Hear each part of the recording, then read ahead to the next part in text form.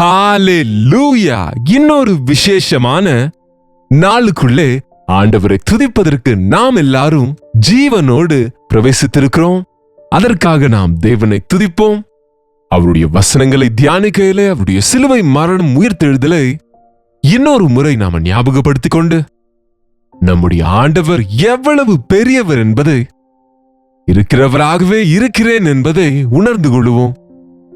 ஆண்டவர் கொடுத்த கிருபைகளுக்காக அவருக்கே நன்றிகளை செலுத்துவோம். வாங்க ஒரு சிறிய ஜெபம். பரிசுத்தரே, உமக்கு நன்றி ஆண்டவரே.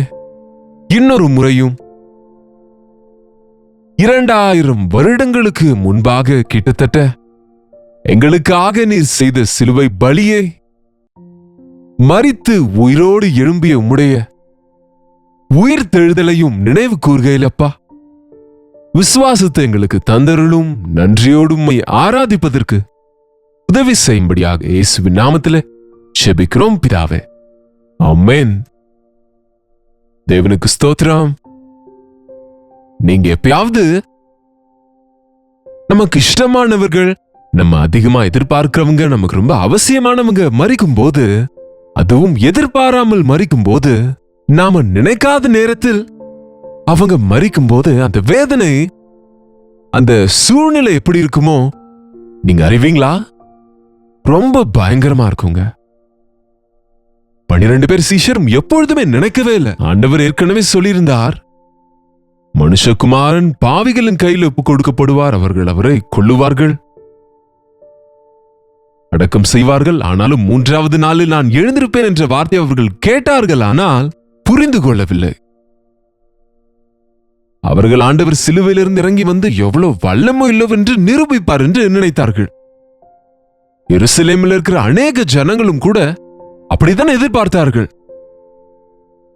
ஈவன் பிலாத்து கூட ஏதோ ஒரு ஆச்சரியம் நடக்குமோ என்று கவனித்தது போல கூட பார்க்கிறோம். இவ்வளவு சீக்கிரம் மரித்து விட்டாரா என்று பிலாத்து ஆச்சரியப்பட்டார். ஐயோ, எல்லாமே முடிந்ததே, இனி நம் கதை என்ன என்று சீஷர்கள் கலங்கி போயிட்டாங்க. சாயங்காலத்திற்குள்ளே அரிமத்தை யோசேப்பும் நிக்கோதேமும் அந்த சரீரத்தை வாங்கி கொண்டு பிலாத்தின் இடத்திலிருந்து, அவங்க அந்த சன்ஹெரிதில் இருக்கிறதுனால பாருங்க, அந்த யோசேப்பு, அரிமத்தை யோசேப்பு தனக்காக வெட்டி கொண்ட கல்லறையில, புதிய கல்லறையில் ஆண்டவரை வைத்தார்கள். அதுவரை ரகசிய சீஷனா இருந்த நிக்கோதேமு மறுபடியும் பிறக்காவிட்டால் பரலோகத்தில் பிரவேசிக்க முடியாது என்று ஆண்டவர் சொன்ன அந்த வார்த்தைகளை நினைவு கூர்ந்து நம்பி அதுவரைக்கும் ரகசியமா இயேசுவை பின்பற்றின நிக்கோதேமு வெளியே வந்து அவர்கள் இருவரும் அவரை அடக்கம் செய்தாங்க. முழுவதும் அமைதி. அந்த வெள்ளிக்கிழமை இரவு அடக்கமெல்லாம் முடிந்தது. சனிக்கிழமை காலை எல்லாருக்கும் அது சூரியன் உதிப்பது போல இல்லை. எல்லாம் குழப்பமாக இருந்தது. எல்லாம் இருள் மயமா இருந்திருக்கும். எந்த நம்பிக்கையும் இல்லை. இனி ஆண்டவர் இல்லாம என்ன செய்ய முடியும், ஆண்டவர் இல்லாம எப்படி வாழ முடியும் என்று சீஷர் பாருங்க நொந்து போயிட்டாங்க. எங்களை கூட துன்புறுத்துவார்களோ வேதனைப்படுத்துவார்களோ என்று அவங்க பயத்தோட ஒரு வீட்டில் இருக்கிற அறைக்குள்ள சென்று கதவை பூட்டி உட்கார்ந்து இருக்கிறாங்க என்று பார்க்கிறோம். அங்கங்க இருக்கிறவங்க அங்கே அந்தந்த மூலையில உட்கார்ந்து கொண்டு ஒருவரோடு ஒருவர் பேசிக்கொள்ள கூட தைரியம் இல்லாமல், ஒருவரை ஒருவர் தேற்றுகிற சூழலில் இல்லாமல் துக்கத்தோடு இருக்கிறாங்க. எருசலேம் முழுவதும் அதிர்ச்சியில் இருந்தாங்க. அவர்கள் சத்தமே ஜெயித்ததே. ஆனால் கிறிஸ்துவை துன்புறுத்தியவர்கள், அவருக்கு விரோதமாய் பொறாமைப்பட்டவர்கள் ரொம்ப மகிழ்ச்சியா இருந்திருப்பாங்க. ஆனால் அவங்களுக்கு திடீரென்று ஒரு சந்தேகம் உண்டாகிறது. 3ஆம் நாளில் எழுந்திருப்பேன் என்று ஆண்டவர் சொன்னார் என்று அவர்கள் பிலாத்தின் இடத்துக்கு சென்று, அவர் சீஷர் அவருடைய சரீரத்தை எடுத்துக்கொண்டு அவர் உயிர்த்தெழுந்தார் என்று சொல்லுவார்கள். ஆகவே அந்த கல்லறைக்கு செக்யூரிட்டி கொடுங்க, காவல்காரர் வையும். பொதுவாக அந்த காலத்திலே குகைகளிலே கல்லறைகள் இருக்கும். நின்றால் அதெல்லாம் பாறைகள் நிறைந்த இடம். அதன் வாசலிலே ஒரு பெரிய கல்லை புரட்டி வைத்து இருப்பார்கள். நடுவில் உள்ள சென்று அந்த சுகந்த வர்க்கங்களை பூசுவதற்கு துக்கிப்பதற்கும் வாய்ப்பு உண்டாக்கும்படியாக அவைகள் இருக்கும். முக்கியமா செல்வந்தர்களின் கல்லறையில. அப்படிப்பட்ட கல்லறையில ஆண்டவர் வைத்தார்கள். அந்த பெரிய கல்லை ஒரு 5-6 பேர் அல்லது இன்னும் அதிகமான பலவான்கள் புரட்டக்கூடிய அந்த பெரிய கல்லை தடையாக வைத்தார்கள். அது போதாதென்று அதற்கு ரோமன் சங்கிலிகளை போட்டு முத்திரை சீல் போட்டாங்க. அங்கே காவல்காரரையும் வைத்தாங்க. எந்த சூழ்நிலையிலும் இந்த கல்லறையை யாரும் திறக்க முடியாது என்று நினைத்தார்கள். ஆனால் அந்த நாள் எல்லாம் அவர்கள் வெறுமனை காவல் காத்ததாய் அவங்க வெறுமனை பயந்தது போல இருக்கிறது. அந்த சாட்டர்டே, அந்த சனிக்கிழமை, அந்த சிலுவையில் அறைந்த அடுத்த நாள் கல்லறையில் அவர் இருந்தார் என்று நினைக்கிறோம். அவர் அங்கே இல்லைங்க. அவர் பாதாளத்துக்கு சென்று அங்கிருந்த பாதாளத்தின் திறவுகோள்களை கைவசப்படுத்திக் கொண்டார். மரணத்தை ஜெயித்து, சாவை ஜெயித்து ஞாயிற்றுக்கிழமை உயிரோடு எழுந்தார். என்னுடைய ஆண்டவர் உயிரோடு இருக்கிறவர். நாளைக்கு ஞாயிற்றுக்கிழமை உயிர்த்தெழுதலின் நாள். ஆனால் இந்த நாள் ஒரு மௌன நாளாக இருக்கின்றது.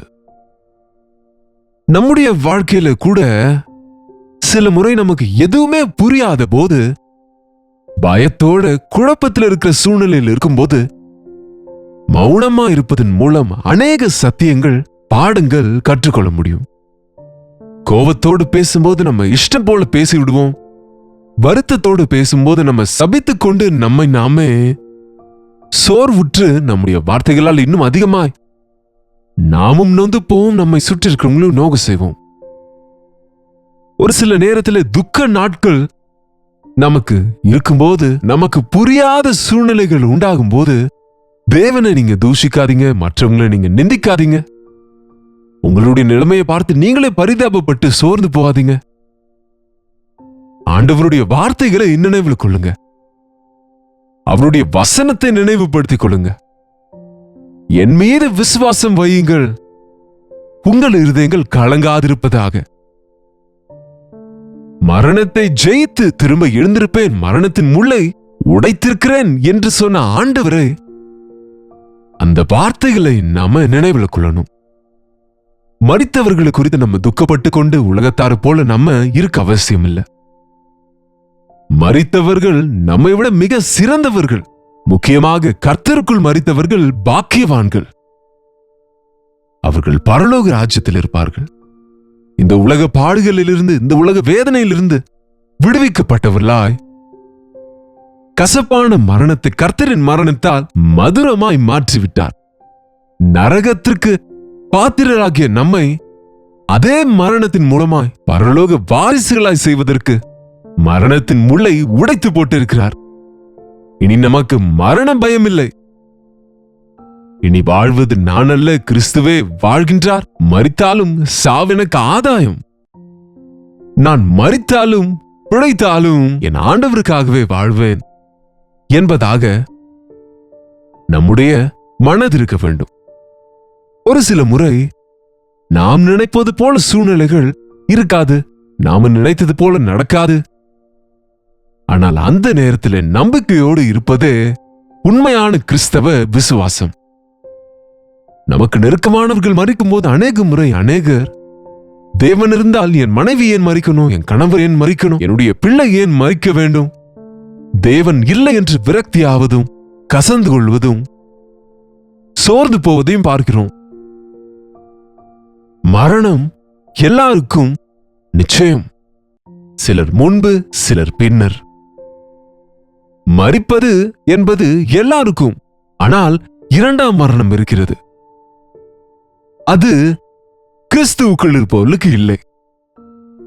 இயேசு கிறிஸ்துவின் மரணத்தை நீ ஏற்றுக்கொண்டால், எனக்காக, என்னுடைய ஸ்தானத்தில், என்னுடைய பாவத்திற்காக என்னுடைய ஆண்டவர் மரித்தார் என்று நீங்க நம்பினால், உங்க பெயர் ஜீவ புஸ்தகத்தில் எழுதப்பட்டிருக்கும். உங்க பாவத்தின் பரிகாரத்தை கிறிஸ்து சிலுவையிலே செய்திருக்கிறதுனாலே நீங்க நீதிமான்களாக மாற்றப்படுகிறீங்க. யார் யாருடைய பெயர் ஜீவ புஸ்தகத்தில் இல்லையோ அவர்கள் அக்கினியும் கந்தகமும் நிறைந்த ஏரி நரகத்திலே பங்கடைவார்கள். அது இரண்டாம் மரணம் என்று வேதம் சொல்கிறது. இந்த மரணம் டக்குன்னு நடந்துவிடும்.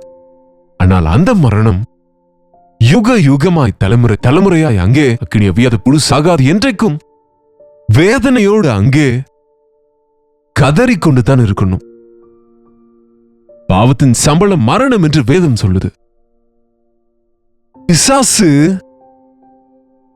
மரணத்தை அவன் உற்பத்தி செய்கிறவனா இருக்கிறான். தேவனிடத்திலிருந்து பிரிக்கப்படுவதே மரணங்க. தேவனை விட்டு பிரிந்தவர்கள் சபிக்கப்பட்டவர்கள். கிறிஸ்து நம் அனைவரையும் தூரமான நம்மை அவருடைய சிலுவையின் மூலம் நெருக்கமானவர்கள செய்தார். தேவனுக்கும் நமக்கும் நடுவே ஒரு பெரிய பிளவு உண்டாயிருந்தது. அந்த பிளவினை சிலுவையின் மூலம், சிலுவை என்னும் பாலத்தின் மூலமாய் நம்ம தாண்டி போகும்படியாய் அவருடைய சிலுவை மரணம் பலியாகத்தின் மூலமா இன்றைக்கு நம்ம பரலோகத்தை சுதந்திரிக்கிறோம். நம்புங்க, இயேசு கிறிஸ்து அவர் மரித்தார். ஆனால் அவர் மரித்த தேவன் மாத்திரமல்ல, மரணத்தை ஜெயித்து சாவை ஜெயித்தவராக எழுந்திருக்கின்றார். தீர்க்க தரிசனங்கள் நிறைவேறும்படியாக அவர் மரித்தார். தீர்க்க தரிசனங்கள் நிறைவேறுதலாக அவர் திரும்பவும் எழுந்திருக்கிறார். ஞாயிற்றுக்கிழமை கர்த்தருடைய உயிர்த்தெழுதலின் நாளை நினைவு கூறப் போகின்றோம். உங்களுடைய ஆலயங்களுக்கு போங்க. இயேசு உயிருள்ளவர், என்னுடைய இரட்சகரனுடைய மீட்பர் உயிரோடு இருக்கிறார் என்று நாம விசுவாசத்தோடு ஆர்ப்பரிப்போம். இன்றைக்கும் மேசாண்டவர் நம்முடைய ஜெபங்களை கேட்கிறவர். இன்றைக்கும் நம்முடைய ஜெபங்களுக்கு பதில் கொடுக்கிறவர். இதோ மரித்தேன், ஆனாலும் நான் உயிரோடு இருக்கிறேன் என்று சொன்னவர் நம்முடைய ஆண்டவராக இயேசு கிறிஸ்து. அவருடைய சிலுவை மரண உயிர்த்தெழுதலை குறித்து தியானித்துக் கொண்டிருக்கையில், முக்கியமாய் கடந்த ஞாயிறு குருத்தோலை ஞாயிறிலிருந்து இதோ இந்த ஞாயிற்றுக்கிழமை வரை நடந்த சம்பவங்களை கடந்த புரோகிராம்ஸ்ல நம்ம வரிசையாக பார்த்தோம். முதல் நாள் அவர் குருத்தோலை ஞாயிறன்று எருசலேமிலே பிரவேசித்தார், கழுதையின் மேலேறி. இரண்டாவது நாள் தேவாலயத்துக்கு சென்று அங்கிருந்த சூழ்நிலைகளை பார்த்து அதை பரிசுத்தப்படுத்தினார். மூன்றாவது நாளில் அங்கிருந்த வேதபாரகர் பரிசேயருடைய சந்தேகங்களை தீர்த்தார். நான்காவது நாள் பெத்தானியாவில் ஸ்தோத்திர கூட்டத்தில் அவருடைய பாதத்தை மரியாள் தைலத்தினாலே அபிஷேகிப்பதை நாம பார்க்கின்றோம். அதேபோல் வியாழக்கிழமை அன்று அவர் கர்த்தருடைய ராபோஜனத்தை முடித்து கெத்செமனே தோட்டத்துக்கு சென்றார். அங்கே அவர் கைது செய்யப்பட்டார். அந்த இரவுக்கு இரவே அவர் பிரதான ஆசாரியின் இடத்திற்கு, காய்பாவினிடம், பிலாத்துவின் இடத்துக்கு, ஏரோதுவின் இடத்துக்கு, மீண்டும் பிலாத்துவின் இடத்துக்கு கொண்டு செல்லப்பட்டு அங்கு அநியாயமான தீர்ப்படைவதும், வெள்ளிக்கிழமை காலை 9 மணிக்கெல்லாம் அவரை சிலுவையில் அறைவதும், மத்தியானம் 3 மணி வரை அவர் சிலுவையில் இருப்பதும், அந்த சிலுவையில் அவருடைய அன்பை வெளிப்படுத்துவதும், அவர் சகிப்பு தன்மையை பார்ப்பதும், அங்கே அவருடைய ஜெபமும் அவர் சொன்ன வார்த்தைகளும் இன்றைக்கும் நமக்கு அவைகள் உந்துதலாக இருக்கிறது. அந்த இரவு அவரை கல்லறையில வைத்தார்கள். இந்த சனிக்கிழமை முழுவதும் ஒரு மௌன நாளா இருக்கிறது. எல்லாரும் அதிர்ந்திருந்த நேரத்திலே காலையில விடியும் போதே ஒரு சில பெண்கள் கல்லறை இடத்துக்கு சென்று பார்க்கும்போது அப்போதே அந்த கல் புரட்டப்பட்டிருப்பதும், உயிர் தெழுந்த இயேசு கல்லறையில இல்லை என்று அறிவிக்கப்படுவதையும் குறித்து நாம கேட்கின்றோம். நம்புங்க, நம்முடைய ஆண்டவர் உயிரோடு இருக்கிறார். கண்களை மூடுங்க, ஜெபிப்போம். பரிசுத்தரே, அன்புள்ள தகப்பனே, எங்களுடைய ஆண்டவர் எங்களுக்காக அவர் மரித்து திரும்பி எழுந்தார் என்று, சிலுவையில் அறையப்பட்ட கிறிஸ்து உயிர்த்தெழுந்த கிறிஸ்துவாக மரணத்தை ஜெயித்திருக்கிறார் என்று, மரணம் இனி இல்லை என்று, சாபம் இனி இல்லை என்று, கிறிஸ்துவுக்குள் இருப்பவர்களுக்கு எந்த நியாய தீர்ப்பும் இல்லை என்று விசுவாசிக்க எங்கள் ஒவ்வொருவருக்கும் உதவி செய்யும் ஆண்டவரே. என்னுடைய தேவன் உயிரோடு இருக்கிறவர். இந்த உயிரோடு இருக்கிறவர்கள் உலகத்திலே என்னையும் வைப்பதற்கு என்னுடைய ஆண்டவர் சீக்கிரத்திலே வரப்போகிறார் என்ற விசுவாசம் எங்கள் ஒவ்வொருவருக்கும் உண்டாகும்படியாக இயேசு கிறிஸ்துவின் நாமத்திலே ஜெபிக்கிறோம் பிதாவே, ஆமென். நம்முடைய பிதாவாகிய தேவனுடைய அன்பும் குமாரனாகிய இயேசு கிறிஸ்துவின் கிருபையும் பரிசுத்த ஆவியானவருடைய அந்யோன்யமும் ஐக்கியமும் கூடுவதற்கு நாம் அனைவருக்கும் எப்பொழுதும் சதா காலமும் துணையாயிருப்பதாக. ஆமென். தேவனுக்கு ஸ்தோத்திரம். நீங்க அநேக முறை சுவிசேஷத்தை கேட்டிருந்தால் இந்த வார்த்தைகள் உங்களுக்கு ஒருவேளை சாதாரணமா இருக்கலாம். ஆனால் இது உண்மை, இது நடந்தது. இதை திரும்ப திரும்ப தியானிக்கும் போது அதிகமாய் நாம் எழுப்புதல் அடைவோம், விசுவாசத்திலே வளர்ச்சி அடைவோம். உங்களுடைய ஜெப விண்ணப்பங்களையும் பாரங்களையும் எங்களுக்கு தெரியப்படுத்த 8939801234 நம்பருக்கு ஒரு டெக்ஸ்ட் அல்லது வாய்ஸ் மெசேஜ் மூலமாக வாட்ஸ்அப் பண்ணுங்க. உங்களுக்காக நாங்க ஜெபிக்கிறோம், நீங்களும் ஜெபிங்க. நிச்சயமா தேவன் நமக்கு பதில் கொடுப்பார். டாக்டர் ஜெயபால் தமிழ் யூடியூப் சேனலை சப்ஸ்கிரைப் பண்ணி கொடுங்க, ஷேர் பண்ண மறக்காதீங்க. கர்த்தருக்கு சித்தமானால் நாளைக்கும் இதே நேரத்தில் 7 மணிக்கு அனுதின தியானத்திலே கர்த்தருடைய வார்த்தையோடு உங்களை சந்திக்கிறேன். அதே போல நாளைக்கு அனுதின தியானத்திலே ஈஸ்டர் ஆராதனையிலே பங்கு பெற்று கர்த்தரை கனப்படுத்துவோம். அவருக்காக சாட்சிகளாய் வாழும்படியாய் அபிஷேகிக்கப்படுவோம். அதுவரை கர்த்தருடைய கிருபை உங்களுக்கு துணையாக இருப்பதாக. ஹalleluya. மும்பை மற்றும் மும்பை சுற்றி இருக்கிற உங்களுக்கு ஒரு நற்செய்தி.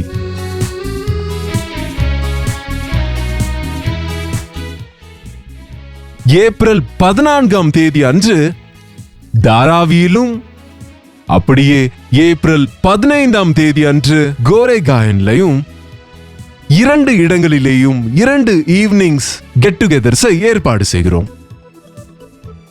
ஹிந்தியில வசனத்தை கேட்கிற உங்களை, தெலுங்கு மக்களை, தமிழ் மக்களை, மற்ற மொழி பேசுகிறவர்களையும், வசனத்தினாலே பலப்படுகிற உங்கள் அனைவரையும் நேரடியாக பார்க்க வேண்டும் என்று, உங்களுக்காக ஜெபிக்க வேண்டும் என்று வாஞ்சையோடு தேவனின் பிரசன்னத்தை நாம் எல்லாரும் அனுபவித்து கர்த்தர் கொடுக்கிற தேவ செய்திகளை கேட்பதன் வழியாக, கர்த்தரை துதித்து ஆராதிப்பதன் வழியாய் பெரிய எழுப்புதலை பார்க்க வேண்டும் என்று ஜெபத்தோடு வருகிறோம். நீங்களும் ஜெபத்தோடு கூட வாருங்கள். கவனிங்க, ஏப்ரல் 14ஆம் தேதி அன்று தாராவியிலே மார்னிங் ஸ்டார் ஸ்கூலிலே, அந்த ஸ்கூலுடைய வளாகத்திலே மாலை 6 மணியிலிருந்து 10 மணி வரைக்கும் ஒரே செஷன். அதே போல 15ஆம் தேதி புதன்கிழமை மாலை 6 மணியிலிருந்து 10 மணி வரைக்கும் கோரேகாவனில் இன்னொரு கெட் டுகெதரை ஏற்பாடு செய்திருக்கிறோம். உங்களுக்கு எது அனுகூலமோ அல்லது 2 இடத்துக்கும் வந்து முழுமையான ஆசீர்வாதத்தை பெற்றுக்கொள்ளுங்க. தாராவிலே முகவரியை கவனிங்க.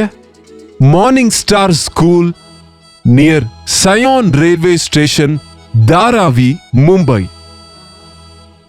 ஏப்ரல் 14ஆம் தேதி மாலை 6 மணியிலிருந்து 10 மணி வரைக்கும். மேலும் விவரங்கள் உங்களுக்கு வேண்டுமென்றால் கீழே இருக்கிற QR கோடை ஸ்கேன் பண்ணிக்கொள்ளுங்க அல்லது திரையில இருக்கிற இந்த நம்பர்களுக்கு தொடர்பு கொண்டு விவரங்களை பெற்றுக்கொள்ளுங்க. அதே போல ஏப்ரல் 15ஆம் தேதி அன்று கோரேகாவனிலே மகாராஷ்டிரா வித்யாலயா ஹால், மோதிலால் நகர், கோரேகாவன் வெஸ்ட், மும்பை, மாலை 6 மணியிலிருந்து 10 மணி வரைக்கும் மட்டுமே.